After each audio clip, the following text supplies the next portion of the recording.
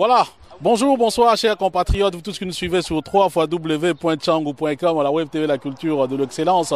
Nous sommes ici derrière moi, c'est l'hôtel Mercure. Eh bien, on nous a appelé à l'improviste dans la précipitation pour nous annoncer une rencontre entre les comités des sages ou le conseil de sages piloté par Étienne Tshisekedi Wamulumba et Edem Kodjo. Vous le savez très bien qu'il est donc le facilitateur du dialogue intercongolais désigné par l'Union africaine et adoubé aussi par d'autres institutions international. Alors, de quoi il a été question ici à Bruxelles? Vous l'avez suivi, Edem Kodjo avait annoncé depuis Kinshasa qu'il reviendra en Belgique rencontrer Étienne Tshisekedi Wamulumba, chose qui a été faite donc ce soir. Eh bien, de quoi ils ont parlé? Je vous propose tour à tour les interventions des personnes qui étaient présentes, notamment Monsieur Raphaël Katebe Katoto, qui est donc membre du comité des sages, Monsieur Franck Diongo, qui est donc qui a participé au conclave, et Olengankoy aussi, qui a participé au conclave, qui ont parlé avec M. Edem Kodjo. Eh bien, je vous laisse suivre leurs interventions.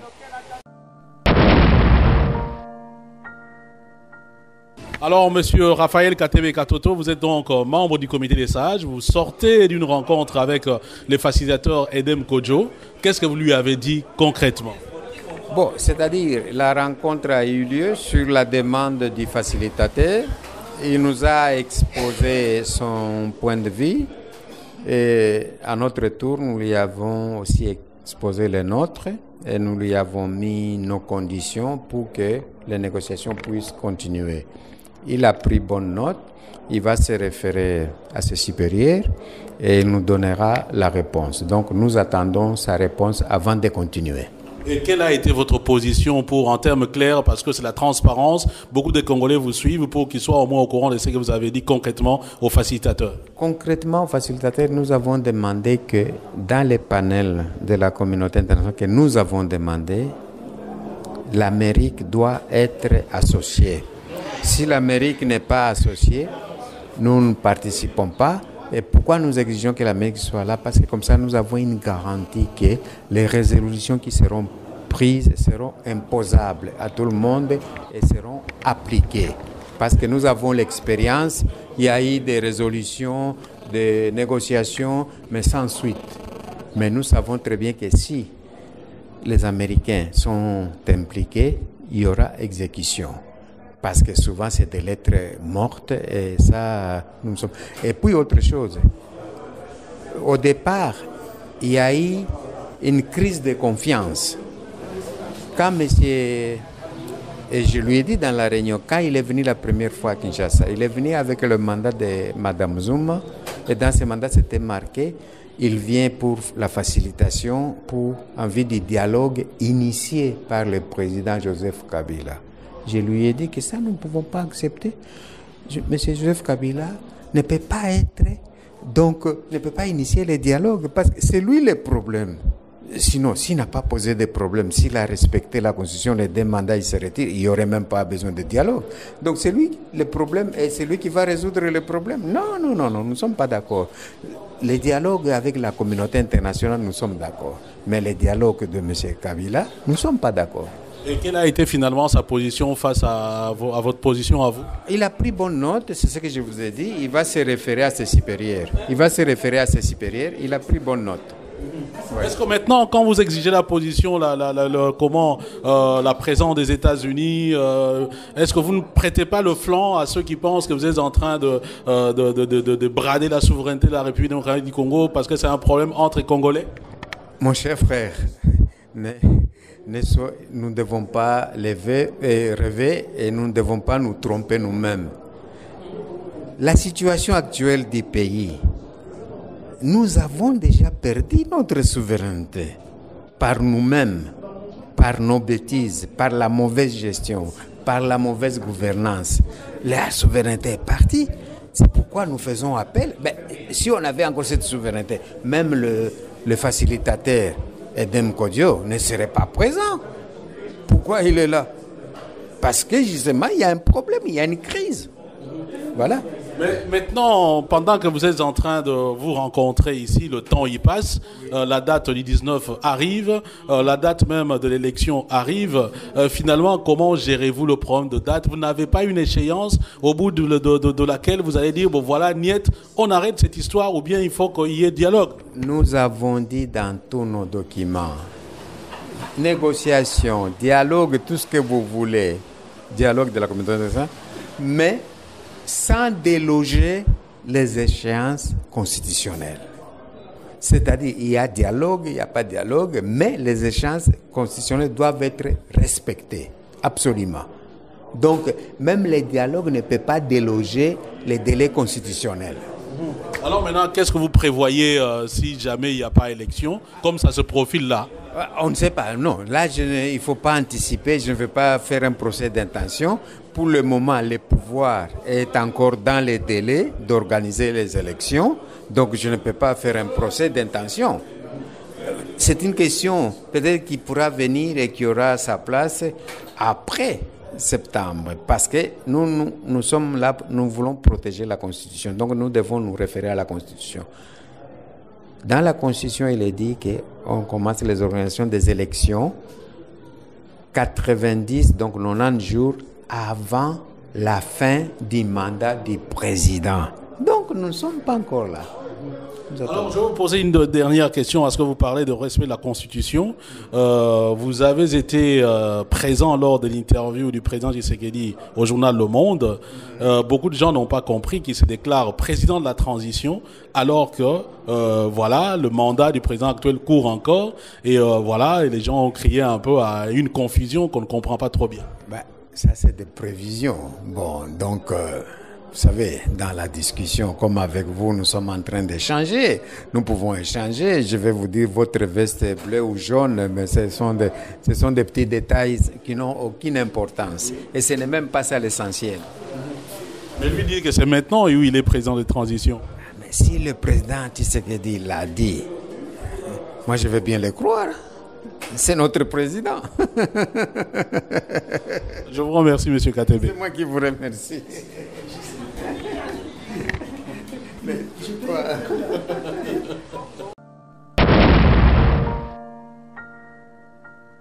Mais le message est clair. M. Kodjo a tenté de démontrer que son dialogue de M. Kabila est le dialogue des Nations Unies, suivant la résolution.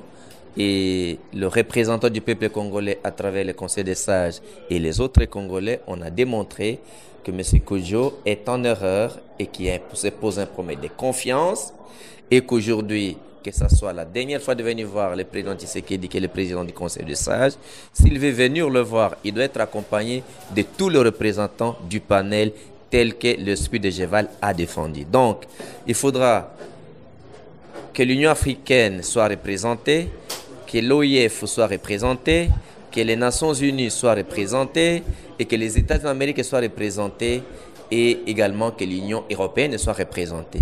Aussi longtemps qu'il ne sera pas accompagné de ces personnes-là, il ne sera plus reçu. Ah, là, c'est vous qui le dites ou bien c'est la décision qui a été... C'est la décision officielle qui a été dite. Et je vous avais dit ça hier déjà dans l'émission d'hier. Donc, sur l'esprit de Geval qui a été défendu et qu'on doit être défendu. Et je vous avais dit ça hier dans votre émission. Et quelle a été finalement sa réaction face à... Il ne peut pas réagir, il est facilitateur, facilitateur n'est pas médiateur, il ne peut qu'endosser les parties en conflit, c'est ce qu'ils disent. Parce qu'en psychologie de négociation, un facilitateur n'entre pas dans la substance, il ne peut même pas proposer, il n'a pas le droit de proposer. Un médiateur, lui, peut entrer dans la substance, il peut amener un schéma de proposition. Un facilitateur, en psychologie de négociation, il ne peut que rapprocher les parties antagonistes et c'est fini. Est-ce que ce n'est pas une façon de dire non à ce dialogue-là, finalement, de façon polie? Non, nous avons dit oui au dialogue selon la mise en œuvre, bien entendu, de la résolution 2277. Nous sommes sincères, nous sommes honnêtes, nous sommes responsables. Et en tête, nous avons un président de comité des sages qui nous enseigne la démocratie, le président Tshisekedi. Donc, nous avons dit non au dialogue de M. Kabila. Vous n'oubliez pas qu'il y a même des collègues qui ont souligné qu'il est gardé par la garde présidentielle, le bureau a été donné par les pouvoirs, donc il est proche du pouvoir. Donc, il se pose un problème de confiance entre nous et lui. Nous sommes venus sur l'invitation du patriarche Tshisekedi dans le cadre du comité des sages. C'est à ce titre que nous avons participé. Et je crois que je l'ai dit clairement à M. Kodjo que si ce n'était qu'à moi personnellement, dès qu'il entrait, je sortais. Et ça a été public. Et je dois le dire sincèrement que je remercie beaucoup le patriarche Tshisekedi. Il nous a donné une occasion en or pour parler des choses à M. Kodjo. Et il a compris que pour que cela continue, il faut qu'il y ait l'établissement de confiance. Et qu'à ce qui nous concerne, il n'y avait pas du tout confiance en lui. Et que le dialogue dont nous cherchons, ce n'est pas ce que lui pense avec Kabila. Notre dialogue, c'est le panel. Et le panel, c'est quoi? On a défini ce que c'est le panel selon nous, pas ce que lui nous a défini. On lui a expliqué que le panel, c'est le représentant des États-Unis d'Amérique, le représentant des Nations Unies, de l'Union africaine, de l'Union européenne, et le représentant de la francophonie. C'est ce que nous attendons comme panel. Et quand ces gens viennent, ils viennent ensemble pour consulter les opérateurs politiques congolais. Et que le panel, pour nous, ce n'est pas sa personne, M. Kodjo. Et nous, on parle de l'Union africaine. L'Union africaine n'est pas forcément lui, M. Kodjo. Donc, pour nous, c'est ce panel-là que nous attendons. Et nous lui avions dit que nous avons quand même une expérience parce que c'est notre pays, après tout. Et nous connaissons ce genre de choses, comment ça commence. Lui, il se cantonne sur le dialogue de Kabila. Nous, on n'est pas dans ça. Nous sommes dans la résolution 2277, ok, pour parler belge. Et on lui a expliqué que cette résolution, on a attaché à ça, dans son application dans son intégralité, pas dans la partialité de l'application. Je crois qu'il a compris. On lui a dit sincèrement, c'est un vieux Africain, on lui a dit ce qu'il fallait lui dire à toute clarté pour qu'il n'y ait pas de zone d'ombre. On a démontré à M. Kodjo. Je pose souvent la question à vous de l'opposition. Chaque fois vous dites qu'il est qu'il est partial, il n'est pas crédible, il est tendancieux et ainsi de suite. Mais en même temps, on remarque que les personnes que vous citez ou les institutions que vous citez qui doivent être autour de la table, les États-Unis, la francophonie, l'Union européenne, l'Union africaine, mais toutes ces institutions renouvellent leur confiance à Edem Kodjo. Voilà, mais ça, c'est la diplomatie. Vous savez, moi, je ne suis pas un diplomate, moi, je suis un politique. Ça, c'est la partie diplomatique de la communauté internationale. Mais je dois vous le dire sincèrement, moi, ça, c'est mes impressions. J'ai l'impression qu'ils ne maîtrisent pas les dossiers.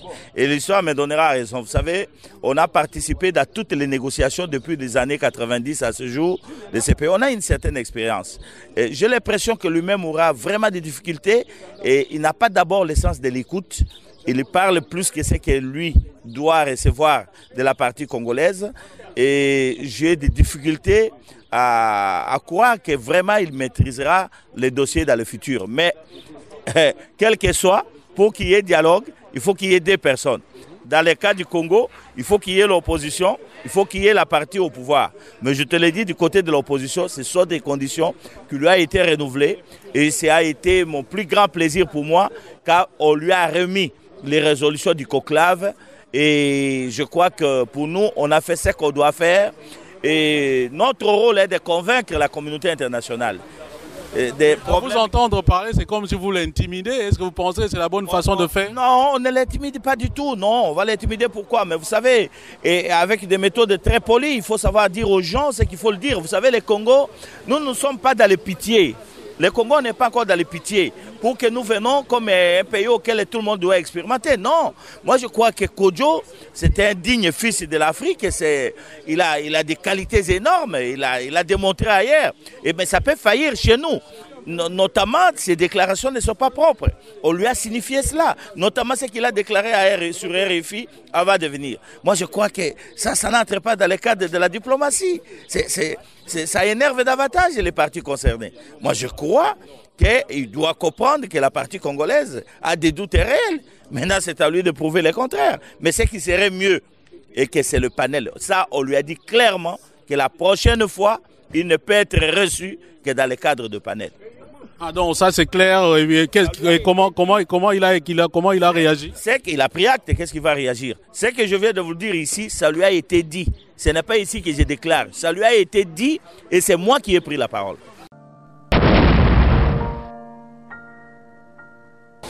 Voilà, ce qui est dit, eh bien, vous avez pu suivre. Finalement, ce qu'on retient, c'est que le conclave a donc remis à Edem Kodjo les résolutions assorties, je ne dirais pas d'une menace, mais en tout cas d'une recommandation. C'est que la prochaine fois, si Edem Kodjo veut venir en Belgique rencontrer les conclavistes et le comité des sages, il faut qu'il s'amène avec le panel. Sans panel, il ne sera pas reçu. Donc ça, c'est la décision principale, du moins qu'on peut retenir de cette rencontre entre le comité des sages ou le conseil de sages et Edem Kodjo. Donc il est prévenu. Eh bien, vous avez suivi les discours, notamment de Franck Diongo et de Lengankoy.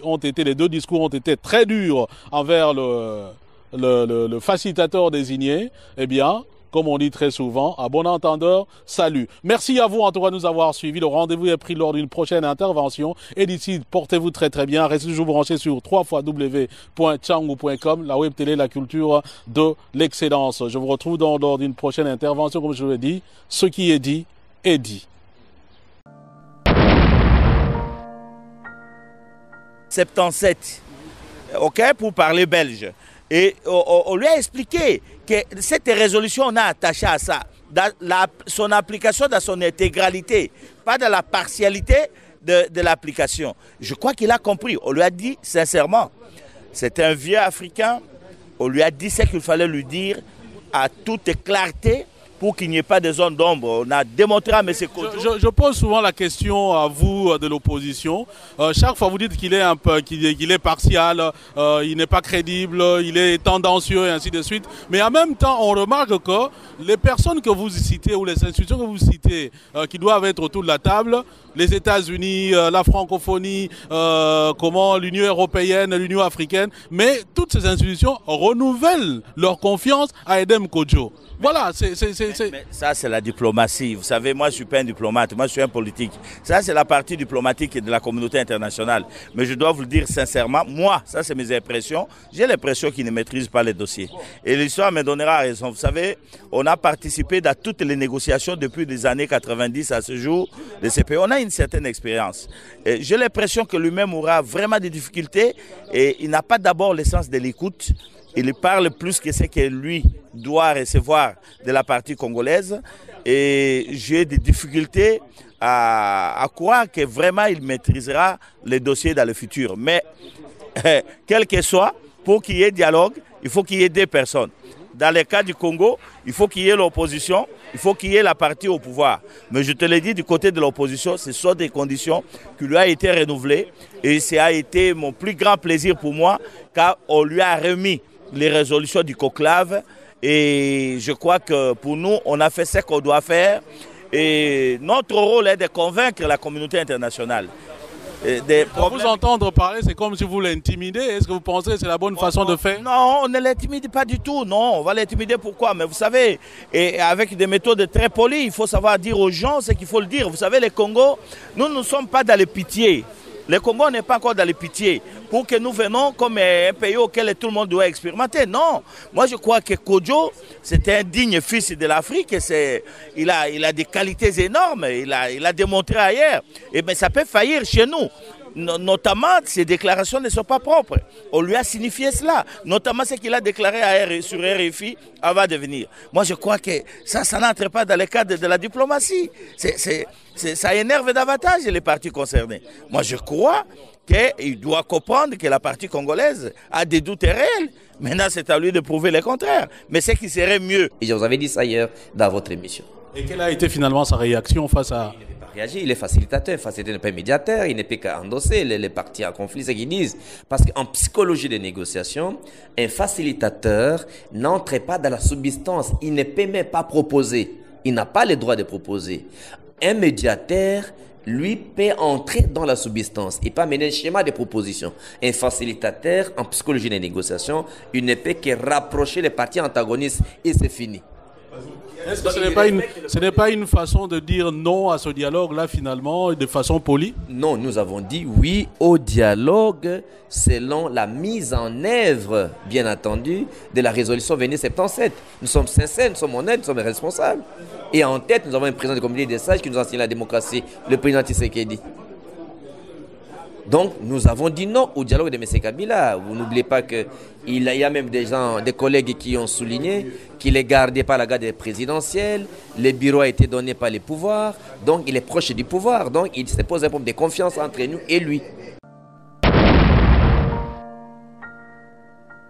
Nous sommes venus sur l'invitation du patriarche Tshisekedi dans le cadre du comité des sages. C'est à ce titre que nous avons participé. Et je crois que je l'ai dit clairement à M. Kodjo que si ce n'était qu'à moi personnellement, dès qu'il entrait, je sortais. Et ça a été public.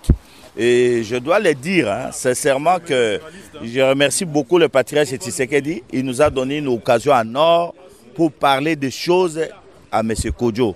Et il a compris que pour que cela continue, il faut qu'il y ait l'établissement de confiance.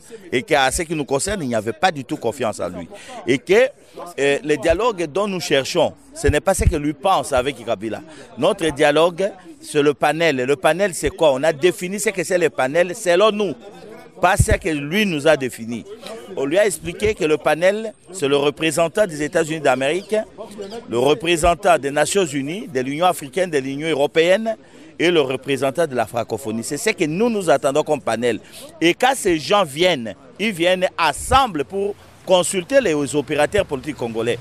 Et que le panel, pour nous, ce n'est pas sa personne, M. Kodjo. Et nous, on parle de l'Union africaine. L'Union africaine n'est pas forcément lui, M. Kodjo. Donc, pour nous, c'est ce panel-là que nous attendons. Et nous lui avions dit que nous avons quand même une expérience parce que c'est notre pays, après tout. Et nous connaissons ce genre de choses, comment ça commence. Lui, il se cantonne sur le dialogue de Kabila. Nous, on n'est pas dans ça. Nous sommes dans la résolution 22. Au départ, il y a eu une crise de confiance. Quand monsieur, et je lui ai dit dans la réunion, quand il est venu la première fois à Kinshasa, il est venu avec le mandat de Mme Zuma, et dans ce mandat, c'était marqué, il vient pour la facilitation, pour envie du dialogue initié par le président Joseph Kabila. Je lui ai dit que ça, nous ne pouvons pas accepter. Monsieur Joseph Kabila ne peut pas être, donc ne peut pas initier le dialogue, parce que c'est lui le problème. Sinon, s'il n'a pas posé de problème, s'il a respecté la Constitution, les deux mandats, il se retire, il n'y aurait même pas besoin de dialogue. Donc c'est lui le problème et c'est lui qui va résoudre le problème. Non, nous ne sommes pas d'accord. Le dialogue avec la communauté internationale, nous sommes d'accord. Mais le dialogue de M. Kabila, nous ne sommes pas d'accord. Et quelle a été finalement sa position face à votre position à vous? Il a pris bonne note, c'est ce que je vous ai dit. Il va se référer à ses supérieurs. Il a pris bonne note. Ouais. Est-ce que maintenant, quand vous exigez la position, la présence des États-Unis, est-ce que vous ne prêtez pas le flanc à ceux qui pensent que vous êtes en train de brader la souveraineté de la République démocratique du Congo parce que c'est un problème entre les Congolais? Mon cher frère, nous ne devons pas rêver et nous ne devons pas nous tromper nous-mêmes. La situation actuelle du pays, nous avons déjà perdu notre souveraineté par nous-mêmes, par nos bêtises, par la mauvaise gestion, par la mauvaise gouvernance. La souveraineté est partie. C'est pourquoi nous faisons appel. Si on avait encore cette souveraineté, même le facilitateur Edem Kodjo ne serait pas présent. Pourquoi il est là? Parce que justement, il y a un problème, il y a une crise. Voilà. Mais maintenant, pendant que vous êtes en train de vous rencontrer ici, le temps y passe, la date du 19 arrive, la date même de l'élection arrive. Finalement, comment gérez-vous le problème de date? Vous n'avez pas une échéance au bout de laquelle vous allez dire, bon voilà, niet, on arrête cette histoire ou bien il faut qu'il y ait dialogue? Nous avons dit dans tous nos documents, négociation, dialogue, tout ce que vous voulez, dialogue de la communauté internationale, mais sans déloger les échéances constitutionnelles.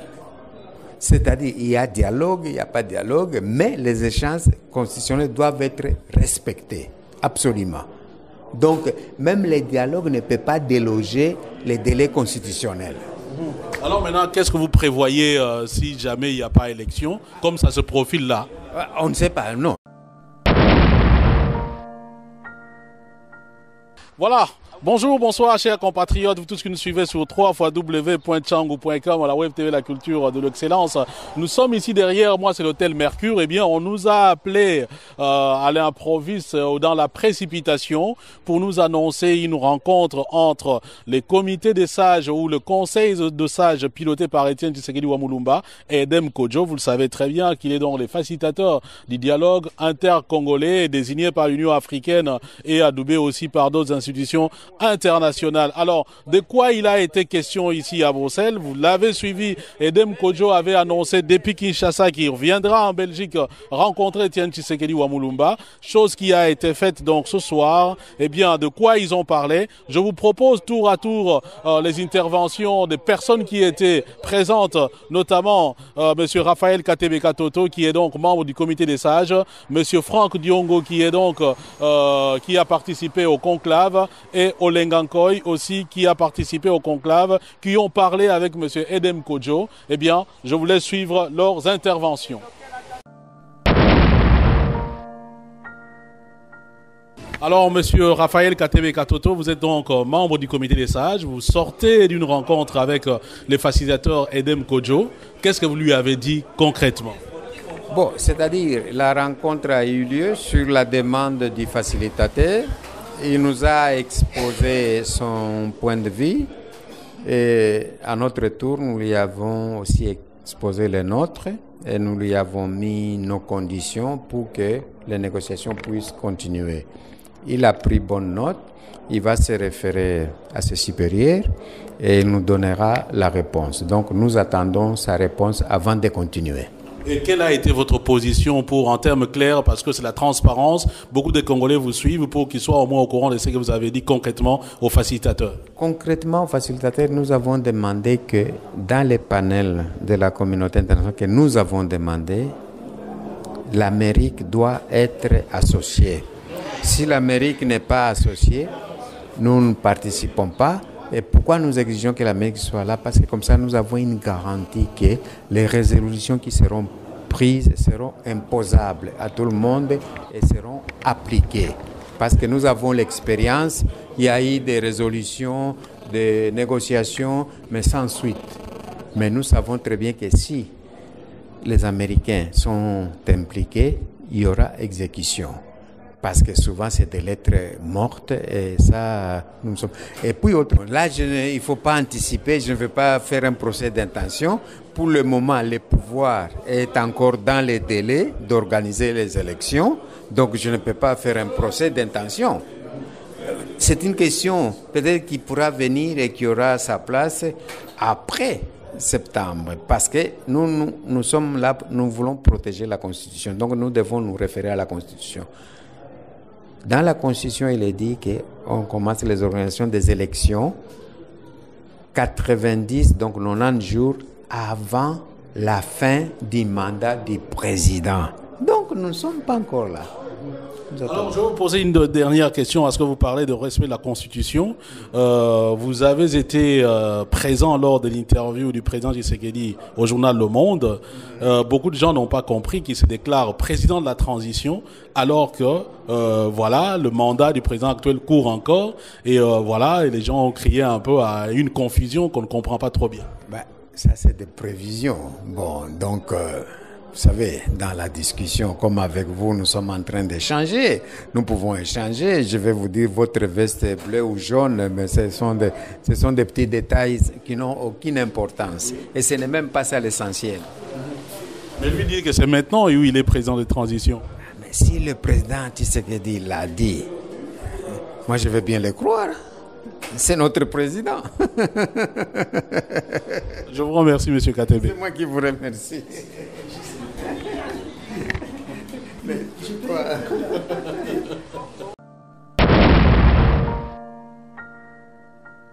Mais le message est clair.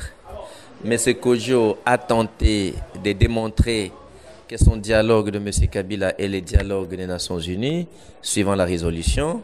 Et le représentant du peuple congolais à travers le Conseil des sages et les autres Congolais, on a démontré que M. Kodjo est en erreur et qu'il se pose un problème de confiance et qu'aujourd'hui, que ce soit la dernière fois de venir voir le président Tshisekedi, qui est le président du Conseil des sages. S'il veut venir le voir, il doit être accompagné de tous les représentants du panel tel que le spirit de Geval a défendu. Donc, il faudra que l'Union africaine soit représentée, que l'OIF soit représentée, que les Nations unies soient représentées et que les États d'Amérique soient représentés et également que l'Union européenne soit représentée. Aussi longtemps qu'il ne sera pas accompagné de ces personnes-là, il ne sera plus reçu.